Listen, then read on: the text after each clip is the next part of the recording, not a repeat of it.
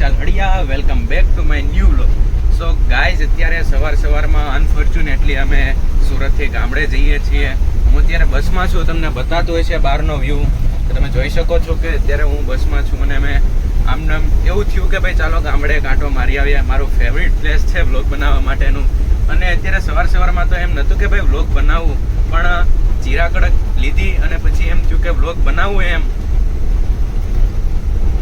કડક હે boss. So guys, આપણે જોઈએ અમે અત્યારે સુરતથી ગામડે જઈએ છીએ તો બસમાં મતલબમાં જોઈએ તો એક પણ પેસેન્જર નથી, ખાલી 2 થી 3 સોફા જ ભરેલા છે. હાવ ખાલી. તમને હું બતાવું.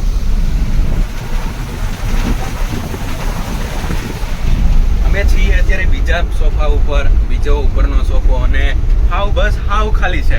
આખી રાત અમે સિંગલનો સોફો લીધો ને ડબલના સોફામાં હતા હું મારો ભાઈ, અમે બે જાય છે. આખી રાત એવી મજા આવી. હવે મળીએ આપણે ડાયરેક્ટ આપણા માંડળ ગામમાં.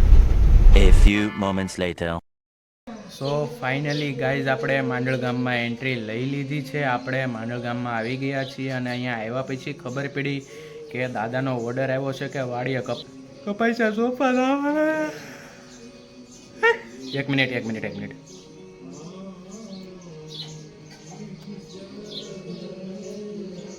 શાબાશ. હા, વાહ, क्या एक्टिंग कर रहा है. તોય મૂંઝાવાનું થતું જ નથી. એક બહુ મસ્ત શાયરી યાદ આવે છે કે હું જાણું છું છતાં ઈસ દિલ લૂંટાવા જાઉં છું, કે હું જાણું છું છતાં ઈસ દિલ લૂંટાવા જાઉં છું. મને ખબર છે આવડા લોકો સાંજ સુધી નહીં મૂકે, મને વિશ્વાસ છે કે આવડા લોકો સાંજ સુધી નહીં મૂકે, છતાં કપાઈસા સોંપવા જાઉં છું.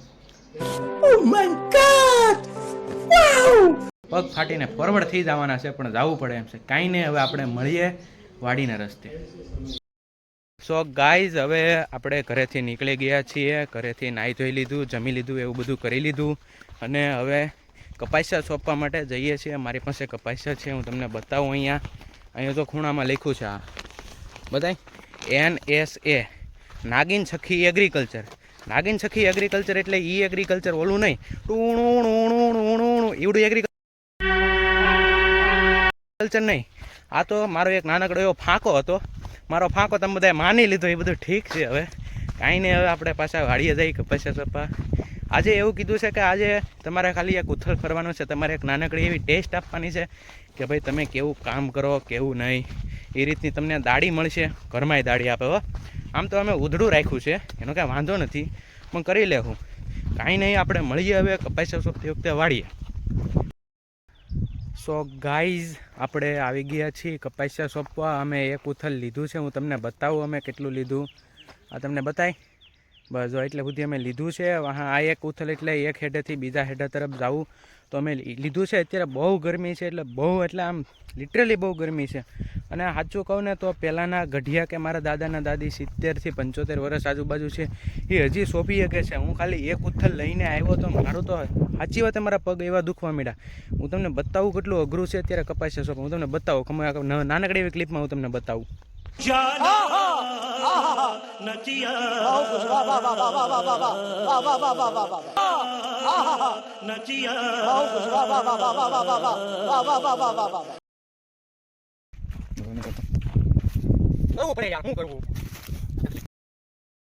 સો ગાઈઝ, આપણે થોડુંક જાજુ કપાસિયા ને એવું બધું સોંપ્યું. 2 ઉથલ લીધા છે, એવું કાંઈ નથી કે આપણે નથી કર્યું એમ. ભલે પગ બહુ દુખે છે, પગ તો દુખવાના છે. આજે પહેલો દિવસ છે, આજે થોડુંક એવું લીધું છે, હજી કાલે થોડુંક એવું લેશું અમે, એટલે સુધી લીધું છે.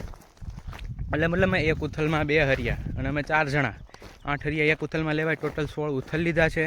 કાંઈ નહીં, આપણે પાછા હવે મળીએ બપોર પછી જમી કાઢવીને નિરાતે. સો હવે અત્યારે અમે ઘરે જઈ. Tata, bye bye, C you. एक तो लाइक और शेयर ठोक दीजिए महाकाल का, लाइक और शेयर ठोक दीजिए, 5000 लौटे दिख जाना चाहिए.